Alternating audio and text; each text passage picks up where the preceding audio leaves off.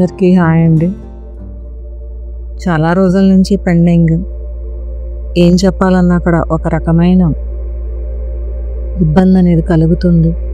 ఎందుకంటే చాలా కరెక్షన్స్ చేసుకోవాలి. ఈవెంట్ కావాలి రావాలి అంటున్నారు. ఈవెంట్ ఫ్లాష్ ఎనర్జీస్ మీ ద్వారా యాంకర్ చేస్తాము అని అనుకుని ఆత్మ ప్రణాళికలో ఒక భాగమై తీసుకుని వచ్చారు ఆ మాటని. మరి ఈవెంట్ ఫ్లాష్ ఎనర్జీస్ మీరు యాంకర్ చెయ్యాలి అంటే దేవతా శక్తి అమోఘంగా మీ బాడీలో ఉండి తీరాలి. దానికోసం దేవతా ధ్యానాన్ని రోజు చేసి తీరాల్సిందే. మరి దేవతా ధ్యానం రోజు చేయకపోతే మీ శరీరం దేవతా శక్తికి ఎలా ట్యూన్ అయి ఉంటుంది? మరి అలా ట్యూన్ అయి లేనప్పుడు మీరు సోలార్ ఫ్లాష్ ఎనర్జీని ఎలా తట్టుకుంటారు?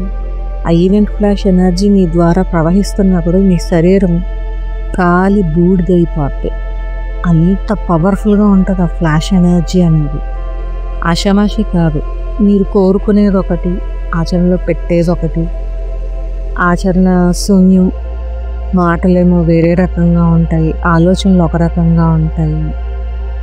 ఆలోచనల్ని అణువణువున నింపుకుని ఆచరణలో పెట్టాలి అనే కనీస జ్ఞానం కూడా లేకుండా అయిపోయింది. నాకు జరుగుతున్నవన్నీ చూస్తుంటే లోపలికి అంటే భూమి మీదకి వస్తున్న లైట్ అన్నిటినీ డిస్క్లోజ్ చేస్తున్నది అన్నందుకు ఆనందం. చాలా ఎవరిని పట్టుకుని ఏది ఈదాలనుకుంటున్నాను నేను అని బాధపడాలా కూడా అర్థం కావట్లేదు.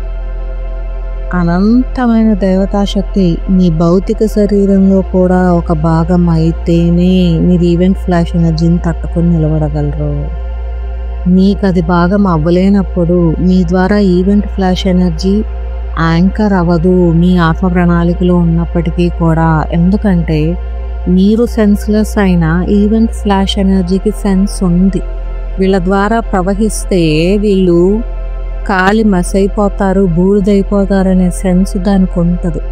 మరి సరిగ్గా యాంకర్ చేసేవాళ్ళు లేనప్పుడు ఎందుకు ఫ్లాష్ ఎనర్జీ వస్తుంది? రాదు, ఆగుతుంది.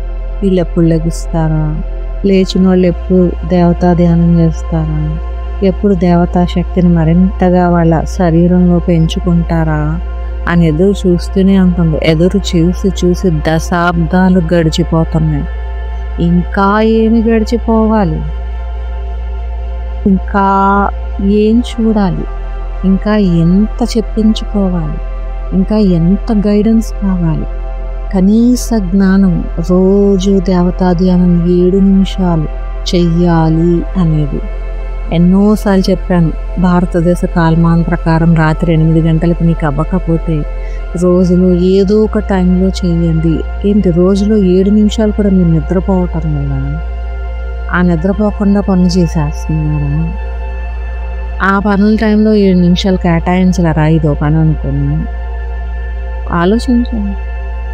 ఎందుకు వస్తుంది మీలాంటి వాళ్ళని చూసుకుని event? I'm very sorry to say all these things openly. ఈరోజు చెప్పడానికి ముందుకు రాగలిసాను నేను.